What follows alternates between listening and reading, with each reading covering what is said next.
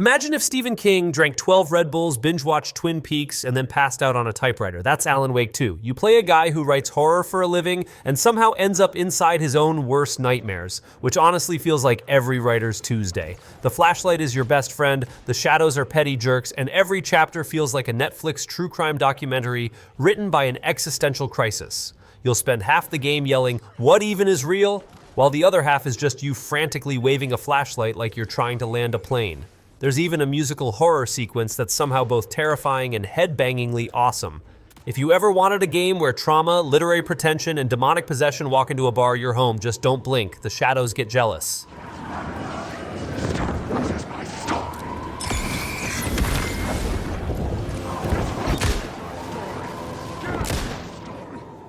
You're a grumpy biker named Deacon who's basically a mix of John Wick, Mad Max, and that guy at every BBQ who won't shut up about his Harley. Your dog died, your wife is probably dead, your best friend is sick, and oh yeah, there are 400 zombies outside trying to high-five your organs. But instead of hiding, you're like, screw it, and ride headfirst into danger like someone who's late for brunch. The best part? You can outrun a horde of bloodthirsty freakers using nothing but your motorcycle and a dream. It's like The Walking Dead meets Sons of Anarchy, but everyone forgot to take their antidepressants. Every mission feels like, help this guy fix a fence, and then boom, zombie tsunami. Yet somehow, you care. You really do. Especially when Deacon screams Sarah, like he's auditioning for a soap opera on a flaming mountain. It's dumb, emotional, glitchy gold. I loved it. He's not infected. He's just a dog. They're hunting down and killing healthy dogs. This game is like taking your childhood, feeding it protein powder, giving it a new haircut, and teaching it martial arts. You play as Cloud, a moody ex-soldier who swings a sword the size of a Prius and looks like a model for anime shampoo. There's a talking dog philosopher, a gun-armed dad with anger issues, and a flower girl who's emotionally stronger than 90% of the cast. The story? Eco-terrorism, corrupt capitalism, and god-complex clones. It's basically if Captain Planet was written by Kojima. The combat system slaps harder than your grandma after you sass her, and Sephiroth, that man walks like he's in a perfume commercial but kills like he's the final boss of your dreams. You'll laugh, cry, and yell, Teffa punch that thing harder about a dozen times. It's gloriously weird, stupidly stylish, and utterly unhinged in the best way. Anytime now.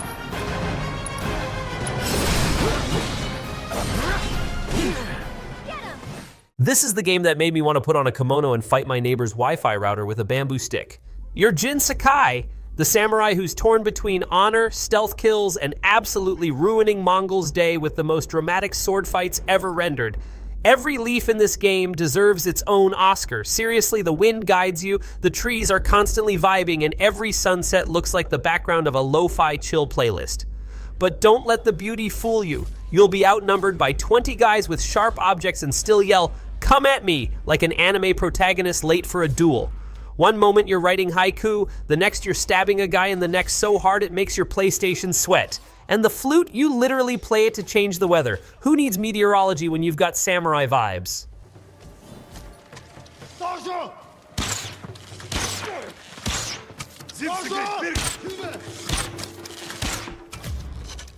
This game is like if Norse mythology and Dad Rage had a baby and that baby grew up to become emotionally complex and absolutely shredded. You're Kratos, retired god killer, full-time beard, and part-time therapist for his teenage son who thinks he knows everything because he met a squirrel deity once. Ragnarok is coming, the world is ending, and Kratos is just trying to be a good dad while also occasionally using someone's spine as a paperweight. The puzzles will make you feel stupid, the dialogue will make you cry, and the combat will make you feel like Thor owes you money.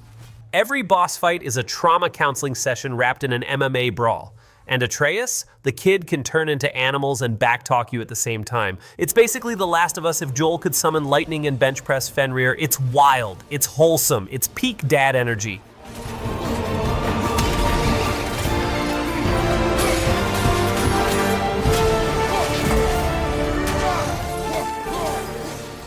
Horizon Zero Dawn, where robot dinosaurs roam the land, humanity forgot how to charge an iPhone, and one ginger archer with serious abandonment issues decides to solo save the world. You play as Aloy, basically Katniss Everdeen if she was raised by a beard and programmed by Elon Musk's AI in the wilderness. Every machine here is either trying to hug you with its metal claws or shoot lasers out of its bird eyes. You fight with a bow, a tripwire, and pure sass. Also, there are cults, corporate backstabbing, and apocalyptic tapes from the past where everyone sounded like an exhausted podcast host. It's like National Geographic was possessed by Skynet, and it's glorious. Bonus points, Aloy doesn't take crap from anyone, not even a 10-ton T-Rex made of tank parts and trauma.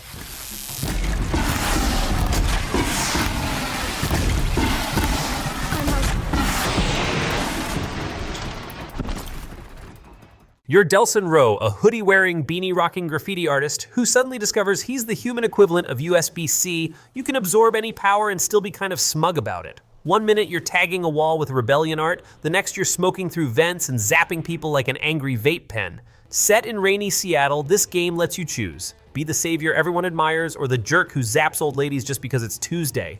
Either way, you're stylish. You'll unlock powers like neon parkour, yes, literal neon, concrete armor, which sounds like a Pinterest DIY fail, and video wings that make no sense and we love them anyway.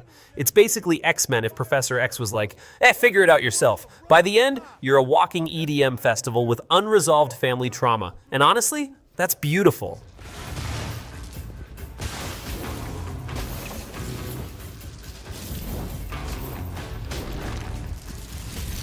Going anywhere. Imagine if Lord of the Rings and Pokemon had a messy breakup and made a chaotic rebound game. Voila, Shadow of War.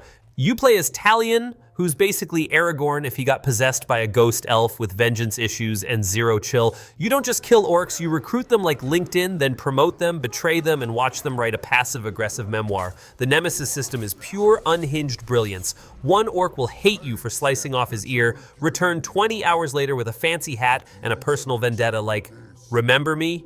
It's Game of Thrones with goblins and a surprising amount of managerial delegation. At one point, I had a poet orc general who only spoke in limericks and still stabbed me. Respect. You build an orc army, storm fortresses, and scream, for Gondor, even though nobody invited you to the party.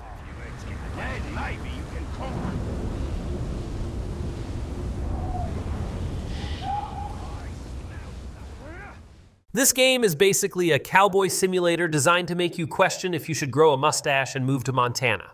You play as Arthur Morgan, a gruff outlaw with a soft spot for horses, sad piano music, and aggressively realistic mud physics. Every button press here feels like you're about to make a life-altering decision. Do I pet the dog, rob a train, or spend 40 minutes hunting a legendary moose just to get kicked by a random deer? The world is stunning, the story will wreck you emotionally, and the amount of times you'll scream, Dutch, we need a plan in real life is shocking. There's fishing, gun duels, poker, and the ability to brush your horse more lovingly than you've ever hugged a relative. Arthur's journey is tragic, beautiful, and so cowboy it makes Clint Eastwood look like a barista. Yeehaw with tears, my friend.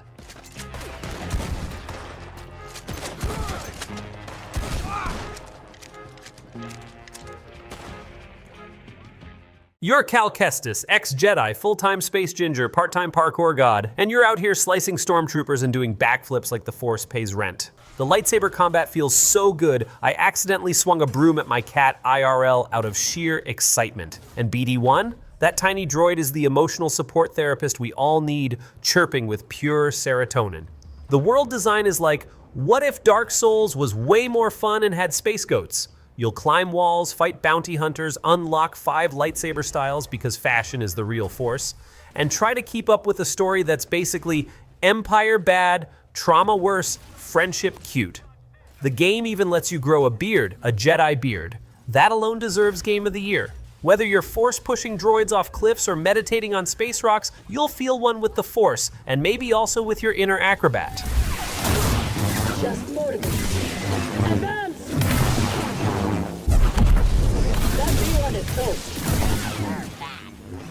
If emotional trauma with zombies was a genre, this game would be the CEO. You're Joel, a man whose emotional range runs from grumpy to violently grumpy, and you're escorting Ellie, a snarky teen who could sass the apocalypse into submission. Every infected you encounter either screams like your Wi-Fi just died or charges you like they've just read your browser history. The game isn't about just survival, it's about sadness, bonding, and watching two people become a father-daughter duo in the most violent road trip ever. You'll craft shivs out of scissors and tape like a post-apocalyptic MacGyver and cry during cutscenes you swore you were too tough for. Even the giraffes make you emotional. By the end, you'll be questioning morality, trust, and why mushrooms are now your #1 fear. It's not just a game, it's therapy with bonus flamethrowers. I got you. You ain't going nowhere.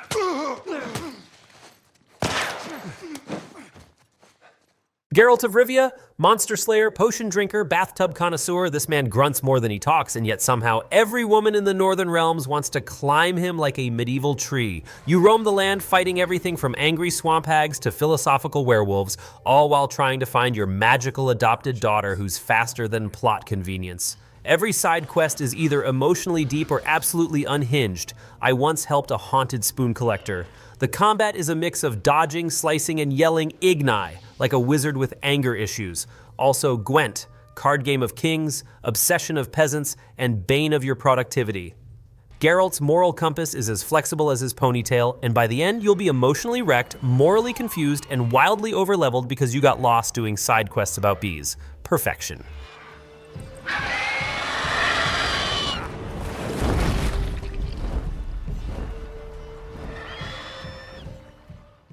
Leon Kennedy returns, and he's still got the hair of a shampoo commercial and the attitude of a guy who's overqualified to be in horror movies. This game throws you into a Spanish village where everyone speaks in cryptic threats and throws axes with Olympic precision. Armed with a pistol, a roundhouse kick, and pure sarcasm, you fight villagers possessed by what I can only describe as evil spaghetti parasites. You'll rescue the president's daughter, who's basically a walking fetch quest in pigtails, and you'll do it with style. Leon flirts with danger and enemies like he's speed dating with death. Every boss fight feels like it was designed by someone who just finished a nightmare and said, yes, perfect. Whether you're fighting a lake monster the size of a house or dodging laser traps in ancient ruins, this game is gloriously absurd. Survival horror has never been this shredded and smug.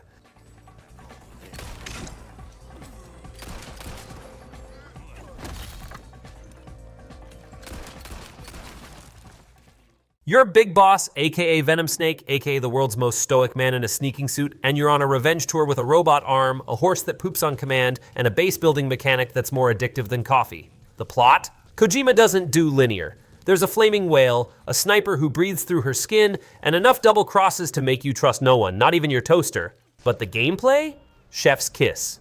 You can approach every mission 84 different ways, parachute in at night with a tranquilizer gun, or roll up blasting 80s music and rocket punching everything. You even get a dog with an eye patch. An eye patch. It's like James Bond got dropped into a fever dream with military funding and zero HR department. Also, the enemy soldiers start wearing helmets because you kept headshotting them. That's right, the AI learns. Sleep tight.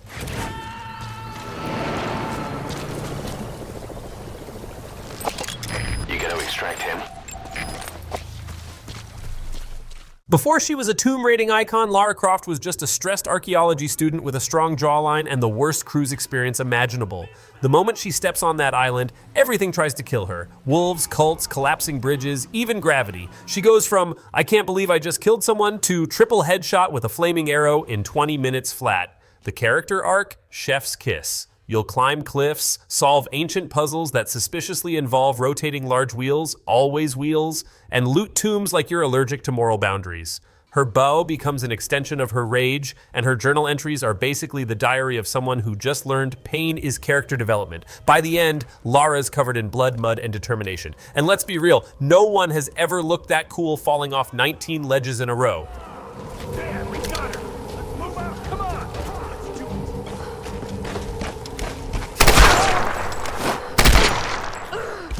Nathan Drake's retirement plan is a lie. He's got a nice house, a great wife, and yet somehow ends up scaling Scottish ruins, driving through Madagascar like it's a Fast and Furious spin-off, and getting shot at by every mercenary with a headset. His brother, long thought dead, pops back into his life like, hey, want to chase cursed pirate treasure and unresolved trauma? And Nate, being Nate, says, sure, honey, I'll be back by dinner. The set pieces are insane. You'll be falling out of a plane, swinging from cliffs, crashing through rooftops, and somehow still making quips like a caffeinated Spider-Man. It's basically Indiana Jones, but with more fistfights, family baggage, and detailed wet shirt textures. Every moment in this game screams blockbuster, and every ledge you grab feels like it's going to betray you. Spoiler, it does, but it's worth every slip. How we doing back there? Not good! Not good at all! Keep shooting! I am! And there you have it, 16 third-person masterpieces that will hijack your free time, emotionally ruin you in the best way possible, and make you look at your own life and say, why don't I have a grappling hook? So hit that like button like it owes you loot, subscribe before a zombie eats your face, and remember, real life doesn't have respawns, but video games do, so go wild. This better be close!